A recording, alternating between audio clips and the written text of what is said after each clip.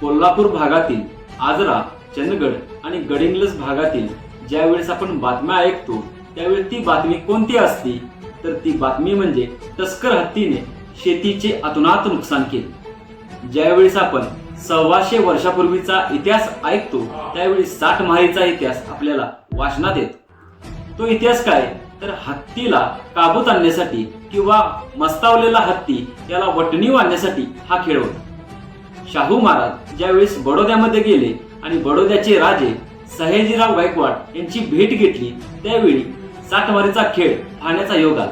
त्यावेळी तो खेळ घोड्याद्वारे खेळला जायचा। 60 इसम असायचे। ज्यावेळी शाहू महाराज कोल्हापूरमध्ये आले त्यावेळी या खेळाची सुरुवात कोल्हापूरमध्ये केली।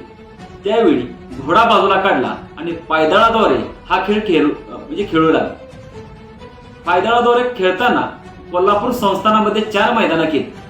पहिलं मैदान पन्हाळा, सोनतळी, कोल्हापूर आणि राधानगरी अशी 4 मैदाने कोल्हापुरामध्ये तयार झाली।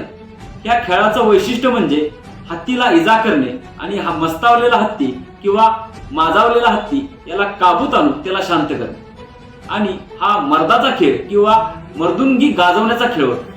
या ठिकाणी जर एखादा इसम धारदिती पडला, हत्तीच्या लढाईमध्ये मृत्यू पावला तर त्याला शाहू महाराज इनाम किंवा काही बक्षीस देत होते। जर या ठिकाणी जो काही खेळाडू आहे तो खेळाडू जर वेळेवर पोहोचला नाही तर त्याला काही रुपयाचा दंड असायचा। म्हणजे शाहू महाराजांनी ज्या प्रकारचे जे काही खेळ या कोल्हापूर संस्थानामध्ये आणले त्यातील हा 60 महारीचा एक खेळ शौर्याचं प्रतीक असणारा खेळ आहे।